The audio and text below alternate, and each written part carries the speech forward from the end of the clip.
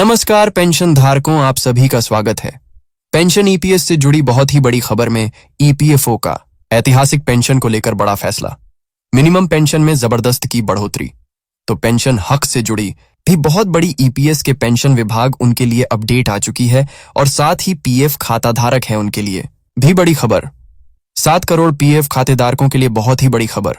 EPFO ने नियमों में किए 5 बड़े बदलाव। ईपीएफओ के न्यू पीएफ को लेकर बड़े नियम को लेकर यहां पर जानकारी आ रही है। तो कौन से 5 बड़े बदलाव और नए नियम आपके लिए होने वाले हैं और यहां पर ईपीएफओ का पेंशन को लेकर क्या फाइनली ऐतिहासिक फैसला है और न्यूनतम पेंशन में कितनी बढ़ोतरी होगी और पेंशन हक में आपको कितनी पेंशन मिलेगी, ये सारी जानकारी आज के इस वीडियो में जानेंगे। और ईपीएस के 78 लाख लाभार्थी पेंशन भोगी हैं। 7 करोड़ जो पीएफ खातक कर्मचारी है उन सभी के लिए काम की अपडेट होने वाली है। तो आपको यह वीडियो शुरू से लेकर के लास्ट तक देखना है। अगर आप भी ईपीएफ खाता धारक है या फिर ईपीएस पेंशन लेते हैं या फिर आपके परिवार में कोई ईपीएस का सदस्य हैं तो भी आप ये वीडियो पूरा ध्यान से देखें। मैं आपको सारी जानकारी बताऊंगा।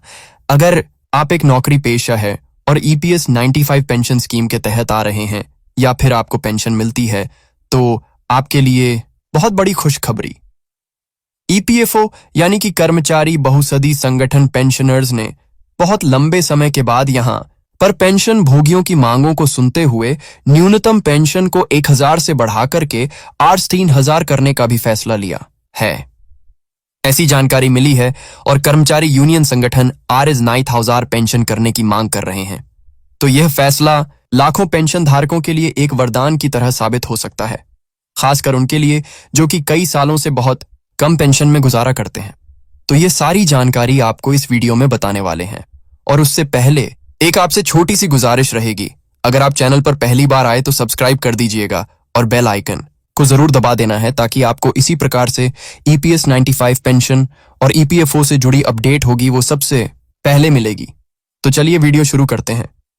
क्यों जरूरी हो गया है पेंशन की राशि में बढ़ोतरी या फिर इजाफा कहे तो देश में महंगाई दिन ब दिन बढ़ती जा रही है और जो जैसा कि महंगाई के अंदर हर एक जैसे कि वस्तु का जो रेट बढ़ रहा है तो ऐसे में महंगाई ज्यादा हो चुकी है। तो ऐसे में जिन बुजुर्गों को RS 1000 की महीना पेंशन मिलती है और इस महीना पेंशन की जो RS 1000 की राशि है उससे पेंशन का जीवन यापन करना बहुत ही मुश्किल हो जाता है। यही वजह रही है कि ईपीएस 95 पेंशनर्स यूनियन और कई सामाजिक संगठन हैं वह सरकार के सामने बार बार यही पेंशन की राशि बढ़ाने को लेकर मांग उठा रहे हैं। तो ऐसे में सरकार भी इसको लेकर यहां पर सुझाव दे रही है। RS 3000 की पेंशन हो या फिर RS 7500 की पेंशन हो या फिर वेतन लिमिट की बढ़ोतरी को लेकर संकेत तो मिल रहे हैं, लेकिन इसकी पूरी सच्चाई वह भी हम आपको आगे बताएंगे। सरकार ने भी पेंशन धारकों की इस समस्या को यहां पर तेजी से लिया है और यहां पर इसको लेकर काम करना भी शुरू किया है। और 2025 के अंतर्गत यहां पर पेंशन भोगियों को यह बहुत बड़ा तोहफा दिया जा सकता है पेंशन का प्रस्ताव को लेकर। और किसको अब मिलेगी बढ़ी हुई पेंशन की राशि। अगर आपका जो पेंशन का प्रस्ताव पास होता है तो उसके अनुसार किन पेंशन धारकों को बढ़ी हुई पेंशन का फायदा मिलेगा, किन को नहीं मिलेगा, यह भी जान लेते हैं। तो यहां पर बात करते हैं कि किसको बढ़ी हुई पेंशन राशि का लाभ मिलेगा। तो यह लाभ उन सभी रिटायर्ड कर्मचारियों को मिलेगा जो कि ईपीएस के तहत पेंशन प्राप्त कर रहे हैं। और इसका यहां पर जो पेंशन भोगी ईपीएस के 78 लाख लाभार्थी रिटायर्ड उन सभी को फायदा मिलेगा। और जो वर्तमान में पेंशन भोगी जो 7 करोड़ पीएफ खाता धारक है, ईपी के खाता धारक है, उन सभी को फायदा मिलेगा। और इसके लिए आवेदन कैसे करें, तो आवेदन कैसे आपको करना होगा। तो अगर आप पुराने जैसे कि पेंशन भोगी तो आपको नया किसी भी प्रकार का कोई आवेदन करने की जरूरत नहीं। अगर आप नए पेंशन भोगी हैं पेंशन के लिए तो आवेदन कर सकते हैं। अगर आप भी इससे बढ़ी हुई पेंशन का लाभ लेना चाहते हैं उसके लिए आवेदन करना जरूरी है। उन लोगों के लिए जो कि नए हैं वो दोनों तरीके से आवेदन कर सकते हैं, ऑनलाइन और ऑफलाइन। अब बात करते हैं 7 करोड़ पीएफ खात उनके लिए जो अपडेट आ रही है कि पीएफ में 5 बड़े बदलाव। ईपीएफओ ने क्या नियम जारी किए हैं, रूल क्या जारी किए हैं 7 करोड़ पीएफ खाता धारक के लिए बहुत ही बड़ी खबर। ईपीएफओ ने किए नियमों में 5 बड़े बदलाव। तो कौन कौन से 5 महत्वपूर्ण बड़े बदलाव है जिनके बारे में बात करेंगे। अगर आप भी कर्मचारी भवन निधि संगठन यानी कि ईपीएफओ के तहत पीएफ खाता धारक हैं तो यह खबर आपके लिए बहुत यहां पर इंपॉर्टेंट खबर होने वाली है। तो ईपीएफओ ने हाल ही में 5 बड़े बदलाव किए हैं। तो हाल ही में कौन से 5 बड़े बदलाव किए हैं, तो देश भर के करीब 7 करोड़ से ज्यादा पीएफ खातक हैं उनकी पीएफ की राशि पर सीधा ही असर पड़ेगा। ये बदलाव न सिर्फ प्रोसेस को आसान बनाएंगे, बल्कि पीएफ से जुड़ी कई परेशानियां उनको भी खत्म करेंगे और डिजिटल तरीके से प्रोसेस और भी आसान बना दिया गया है ताकि कर्मचारियों को ज्यादा से ज्यादा सुविधा मिले, उन्हें परेशानियों से छुटकारा मिले, उन्हें राहत मिले। तो ऐसे में यहाँ पर कौन कौन से बड़े बदलाव हुए, जिसमें से पहला बड़ा बदलाव हुआ है जो कि प्रोफाइल अपडेट करना हुआ पहले से। अब बेहद ही आसान, अगर आप प्रोफाइल अपना अपडेट करना चाहते हैं ईपीएफओ की, तो आप आसानी से घर बैठे भी कर सकते हैं। और यहाँ पर अब जैसा कि पीएफ खाते में नाम है आपका, जैसे कि आपका लिंग जेंडर है, आपका माता पिता का नाम है, वैवाहिक स्थिति जैसे ही जानकारी वैसे आपको बदलनी है। तो अब आपको पहले यहाँ पर कहे तो बहुत सारी लंबी प्रक्रिया, कहे तो जटिल प्रक्रिया का सामना करना पड़ता था, लेकिन अब ईपीएफओ ने इसे बेहद ही आसान बना दिया। अब खाता धारक बिना किसी डॉक्यूमेंट के अपना प्रोफाइल अपडेट कर सकते हैं। इसके लिए बस एक शर्त है कि आपका यूनिवर्सल अकाउंट नंबर है जो यहाँ पर यूएन आधार से लिंक होना चाहिए, और उसके बाद आप नाम, जेंडर, नेशनलिटी, मैरिटल स्टेटस आदि, माता पिता या फिर जीवन साथी का नाम ऑनलाइन अपडेट कर सकते हैं। लोगों को ऑफिस के चक्कर लगाने से राहत मिलेगी। जो पेंशन भोगी है उनको पहले ऑफिस के चक्कर लगाने पड़ते थे, लेकिन अब इनसे आपको छुटकारा मिल गया, यानी कि आप यह काम ऑनलाइन अपने मोबाइल फोन से भी घर बैठे कर सकते हैं। और पीएफ की ट्रांसफर की प्रक्रिया भी आसान हो चुकी है। पहले नौकरी बदलने पर पीएफ ट्रांसफर करना बहुत झंझट भरा काम था, लेकिन अब इसको भी आसान भी बना दिया है।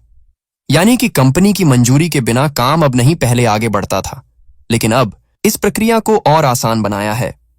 प्रक्रिया पहले लंबी होती, लेकिन अब इस प्रक्रिया को आसान कर दिया है। कर्मचारी बहुत ही कम समय में बिना किसी बड़ी यहाँ पर औपचारिकता के पीएफ से जो राशि ट्रांसफर करना चाहते हैं वो कर सकते हैं। कई मामलों में अब भी कंपनी की मंजूरी लेनी पड़ेगी, लेकिन ज्यादातर यहाँ पर कहे तो आपको कंपनी की भी मंजूरी नहीं लेनी पड़ेगी।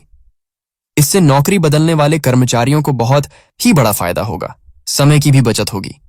तो यहाँ पर आपको ये बहुत बड़े फायदे होंगे। अब बात करते हैं अगले बड़े बदलाव की, जॉइंट डिक्लेरेशन। अब डिजिटल तरीके से ईपीएफओ ने जॉइंट डिक्लेरेशन प्रक्रिया को और भी डिजिटल बना दिया गया है। पहले इसके लिए फॉर्म भर के ऑफिस में आपको जमा करवाना पड़ता था, लेकिन अब आपका यूएन आधार से लिंक नहीं है तो आप इसे ऑनलाइन ही भी पूरा कर सकते हैं। यानी कि अगर आपका आधार से लिंक नहीं है तो आप, जैसा कि आपको बता दूं कि ऑफिस में जाकर के पहले आपको ये जमा करना पड़ता है, लेकिन अब आपका यूएन आधार से लिंक है तो आप इसे ऑनलाइन पूरा कर सकते हैं। अगर आपका ऑनलाइन यहां पर कहे तो लिंक नहीं है तो आप नहीं कर सकते हैं। तो यह सुविधा खासकर उन कर्मचारियों के लिए लाभकारी है जो कि अक्सर जानकारी अपडेट कराने के लिए परेशान रहते थे। जिन कर्मचारियों के पास यूएन नहीं है तो उसके लिए भी पहले की तरह जो फिजिकल प्रक्रिया वो भी जारी रहेगी।